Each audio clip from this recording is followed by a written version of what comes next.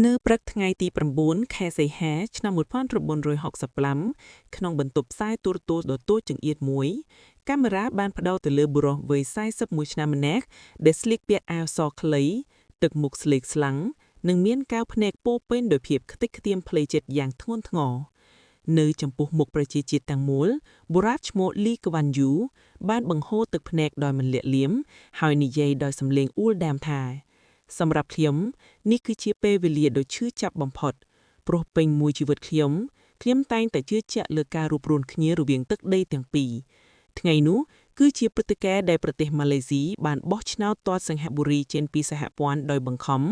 ដោយទុកឯកោះតូចមួយនេះប្រឈមមុខនឹងសេចក្តីស្លាប់ដោយឯកោ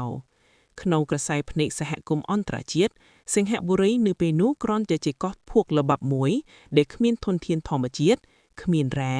គ្មានប្រេងសូម្បីតែទឹកសាបសម្រាប់ផឹកក៏ត្រូវពឹងផ្អែកលើការទិញពីប្រទេសជិតខាងដែរ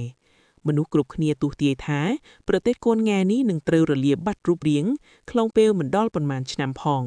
ប៉ុន្តែទឹកភ្នែករបស់បរិសដែកថែបរូបនេះនៅថ្ងៃនោះមិនមែនជាទឹកភ្នែកនៃការចោះចាញ់ព្រំលិខិតឡើយតែវាគឺជាកម្លាំងរុញច្រានដ៏មហិមាដែលបាំងប្រែក្លាយភូមិអ្នកនេសាទដ៏ក្រីក្រទុកយ៉ាកឲ្យក្លាយជាមហាអំណាចសេដ្ឋកិច្ចលំដាប់ទី1នៅលើពិភពលោកដើម្បីយល់ពីភាពរឹងរូសនិងបេះដូងឥតញញៀតរបស់លោកលីខ្វាន់យូយើងត្រូវត្រឡប់ទៅមើលព្រឹត្តិការណ៍មួយកាលពីសម័យសង្គ្រាមលោកលើកទី2នៅពេលដែលកងទ័ពជប៉ុនបានវាយលុកចូលគ្រប់គ្រងសង្ហបុរីយុវជនលីខ្វាន់យូដែលធ្លាប់តែរស់នៅក្នុងភាពសុខសាន្តក្រៅអាណានិគមអង់គ្លេសបានឃើញផ្ទាល់ភ្នែកនៅភាពកំសាករបស់កងទ័ពអង់គ្លេសដែលចោះចាញ់ជប៉ុនយ៉ាងងាយស្រួលនិងបានឆ្លងកាត់របបគ្រប់គ្រងដ៏ព្រៃផ្សៃបំផុតមានថ្ងៃមួយទាហានជប៉ុនបានប្រមូលផ្ដុំបុរសជនជាតិចិនទាំងអស់រួមទាំងរូបលោកផងដែរដើម្បីយកទៅសួរចម្លើយក្នុងប្រតិបត្តិការស៊ុកឈីងដែលជាយុទ្ធនាការសម្រាប់រង្គាលជនជាតិចិនរាប់ម៉ឺននាក់ដោយសារសភាវគតិយកជីវិតរត់លោកបានប្រើល្បិចសុំអនុញ្ញាតពីទាហានយាមដើម្បីត្រឡប់ទៅផ្ទះយកសម្លៀកបំពាក់មួយផ្លែតហើយលោកក៏មិនបានត្រឡប់ទៅវិញឡើយបុរសដែលនៅក្នុងក្រុមជាមួយលោកនាថ្ងៃនោះត្រូវបានគេដឹកយកទៅបាញ់សម្លាប់ចោលនៅមាត់សមុទ្រទាំងអស់ការរួចផុតពីសេចក្តីស្លាប់ដោយសរសៃសក់នេះបានដក់ជាប់ក្នុងខួរក្បាលរបស់លោកជារៀងរហូតនិងបានបង្រៀនលោកនៅមេរៀនដ៏សំខាន់បំផុតមួយគឺមិនត្រូវពឹងផ្អែកលើជនបរទេសឲ្យមកការពារទឹកដីយើងឡើយហើយសន្តិភាពអាចមានបានលុះត្រាតែយើងមានកម្លាំងយោធាដ៏រឹងមាំបំផុតដោយខ្លួនឯងក្រោយសង្គ្រាមបញ្ចប់លោកបានធ្វើដំណើរទៅបន្តការសិក្សាផ្នែកច្បាប់នៅសាកលវិទ្យាល័យ Cambridge នៃចក្រភពអង់គ្លេសដែលនៅទីនោះលោកមិនព្រមតែទទួលបាននីតិលំដាប់កំពូលប៉ុណ្ណោះទេតែលោកបានជួបនឹងគូជីវិតដ៏អស្ចារ្យគឺលោកស្រី Kwa Gechu នាងមិនមែនត្រឹមតែជាភរិយាទេតែជានារីដ៏ឆ្លាតវៃដែលធ្លាប់ប្រឡងបានពិន្ទុខ្ពស់ជាងលោកទៅទៀតនិងក៏ជាអ្នកដែលបានជួយតាក់តែងឯកសារច្បាប់សំខាន់ៗរាប់មិនអស់រួមទាំងកិច្ចព្រមព្រៀងបំបែករដ្ឋចេញពីម៉ាឡេស៊ីផងដែរពួកគេបានលួចរៀបការដោយសម្ងាត់នៅប្រទេសអង់គ្លេសមុនពេលត្រឡប់មកសង្ហបុរីវិញដើម្បីចាប់ផ្ដើមផ្លូវនយោបាយដ៏លំបាកបំផុតនៅទសវត្សរ៍ឆ្នាំ1950លោកបានបង្កើតគណបក្សសកម្មភាពប្រជាជន PAP ដែលប្រើប្រាស់យុទ្ធសាស្ត្រដ៏គ្រោះថ្នាក់បំផុតគឺការជិះខ្លាពលគឺលោកបានចងសម្ព័ន្ធភាពជាមួយក្រុមកុម្មុយនីសនិងសហជីវកម្មករដើម្បីកៀររកម្លាំងមហាជនប្រឆាំងនឹងអាណានិគមអង់គ្លេសប៉ុន្តែពេលទទួលបានឯករាជ្យនិងឡើងកាន់អំណាចជានាយករដ្ឋមន្ត្រីនៅឆ្នាំ1959លោកបានវាយបកនិងប្រើប្រាស់ច្បាប់សន្តិសុខផ្ទៃក្នុងចាប់ក្រុមជ្រុលនិយមទាំងនោះដាក់គុកយ៉ាងស្អាតដើម្បីការពារកុំឲ្យប្រទេសធ្លាក់ចូលទៅក្នុងលទ្ធិកុម្មុយនីសបន្ទាប់ពីការបែកបាក់ដ៏ឈឺចាប់ពីម៉ាឡេស៊ីនៅឆ្នាំ1965បញ្ហាដ៏ធំបំផុតដែលលោកត្រូវប្រឈមគឺតើសង្ហបុរីអាចរស់បានដោយរបៀបណា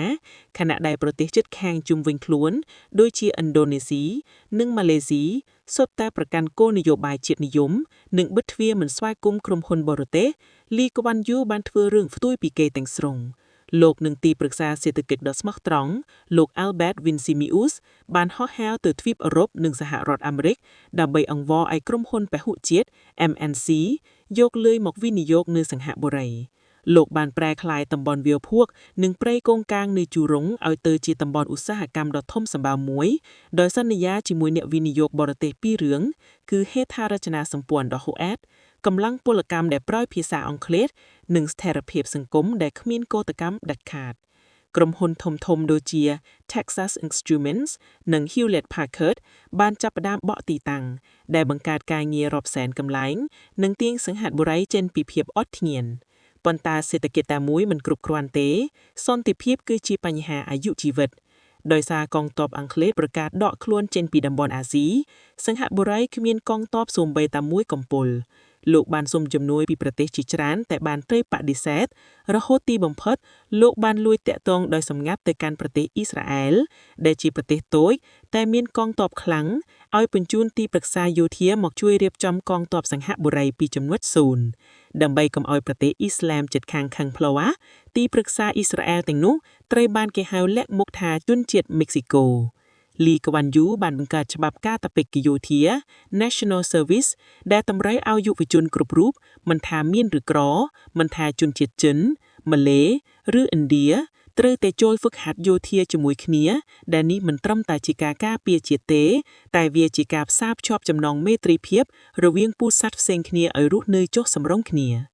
បញ្ហាដ៏រ៉ាំរ៉ៃមួយទៀតគឺលំនៅឋានប្រជាជនសង្ហបុរីចំនួនច្រើនរស់នៅតំបន់អនាធិបតេយ្យនិងផ្ទះប្រក់ស្លឹកកកក់ដែលតែងតែមានអគ្គិភីឆាបឆេះញឹកញាប់ពិសេសគ្រោះអគ្គិភីនៅ Bukit Ho Swee នៅឆ្នាំ1961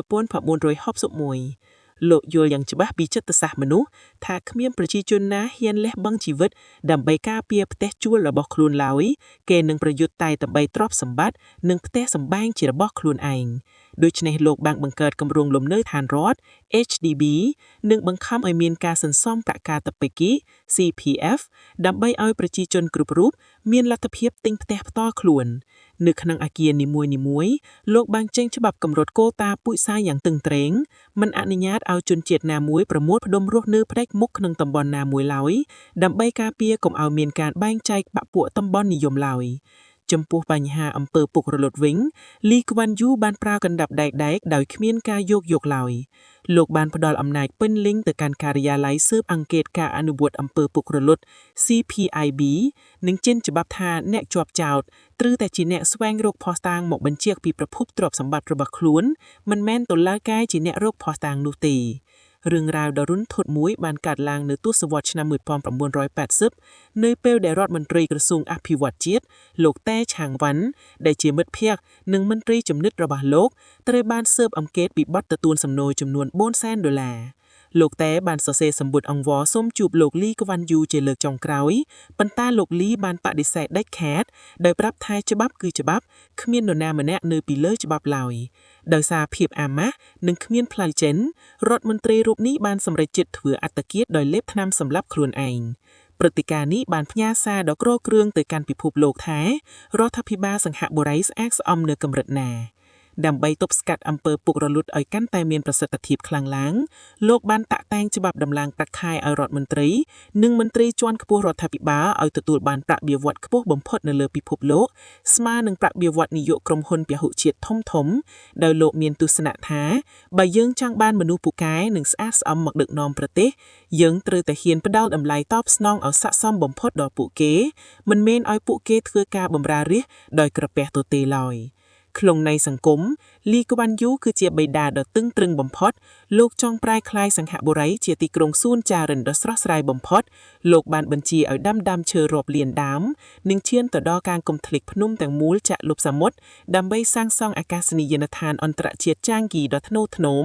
លោកបានបង្កើតច្បាប់ផាកពិន័យកម្រិតធ្ងន់ចំពោះអ្នកដែលចោលសម្រាមស្ទាស់ទឹកមាត់មិនជិតទឹកបង្គំនិងសូម្បីតែការលួចនិងជុំស្ករកូស៊ូក៏ត្រូវបានហាមឃាត់ជាដាច់ខាតដើម្បីការពារកុំឲ្យប្រឡាក់រថយន្តក្រោមថ្លៃអ្នករត់បញ្ជូនគ្រឿងញៀនត្រូវបានកាត់ទោសប្រហារជីវិតដោយការព្យួរកនិងអ្នកប្រព្រឹត្តបទល្មើសសង្គមត្រូវបានផុនដានទោសដោយការវាយនឹងរំអំពើអង្កែងកានីងយ៉ាងចាស់ដៃលោកខាងលិចពិសេសសហរដ្ឋអាមេរិកនិងអង់គ្លេសតែងតែវាយប្រហារលោកតាមរយៈសារព័ត៌មានដោយចោទប្រកាន់ថាលោកជាជនផ្ដាច់ការដែលបំបិទសិទ្ធិសេរីភាពបញ្ចេញមតិប៉ុន្តែលោកលីក្វាន់យូតែងតែតបទៅវិញដោយភាពប្រកបប្រជានិងវោហារសទ្ធាដ៏មុតស្រួយថាលោកមិនត្រូវការបង្រៀនពីទ្រឹស្ដីប្រជាធិបតេយ្យរបស់លោកខាងលិចឡើយអ្វីដែលលោកខ្វល់គឺលទ្ធផលតើប្រជាជនមានហូបចុកគ្រប់គ្រាន់ទេតើពួកគេមានការងារធ្វើទេតើផ្លូវថ្នល់មានសុវត្ថិភាពទេ លោកបានបន្សល់ទុកទស្សនៈដ៏ល្បីល្បាញមួយថាចន្លោះរវាងការស្រឡាញ់និងការកោតខ្លាចខ្ញុំជ្រើសរើសឲ្យប្រជាជនកោតខ្លាចខ្ញុំព្រោះបើពួកគេមិនខ្លាចច្បាប់ទេសង្គមនេះនឹងវិនាស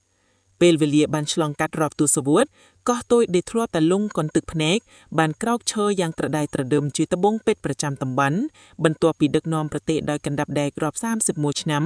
លោកបានសម្រេចចិត្តចុះចេញពីតំណែងជានាយករដ្ឋមន្ត្រីនៅឆ្នាំ1990ដោយផ្ទេរអំណាចទៅឲ្យញាក់បន្តវេនយ៉ាងរលូនប៉ុន្តែលោកនៅតែបន្តធ្វើជាទេសរដ្ឋមន្ត្រីនិងរដ្ឋមន្ត្រីទីប្រឹក្សាដើម្បីតាមដាននិងការពារប្រទេសដែលលោកបានសាងសង់ដោយបាតដៃក្នុងវ័យជរាភាពរឹងពឹងរបស់លោកចាប់ផ្ដើមចុះខ្សោយពិសេសនៅពេលដែលលោកស្រីក្វាកេឈូដែលជាភរិយាជាទីស្រឡាញ់បានធ្លាក់ខ្លួនឈឺដោយសារជំងឺដាច់សរសៃឈាមខួរក្បាលនិងមិនអាចនិយាយបានឡើយបុរសដៃថែបដែលមេដឹកនាំពិភពលោកកោញញៀតលំនេះបានចំណាយពេលរៀងរាល់យប់អង្គុយនៅក្បែរគ្រែភរិយាអានសៀវភៅរឿងសូត្រកំណាកនិងនិយាយប្រាប់នាងពីការងារប្រចាំថ្ងៃទោះបីជានាង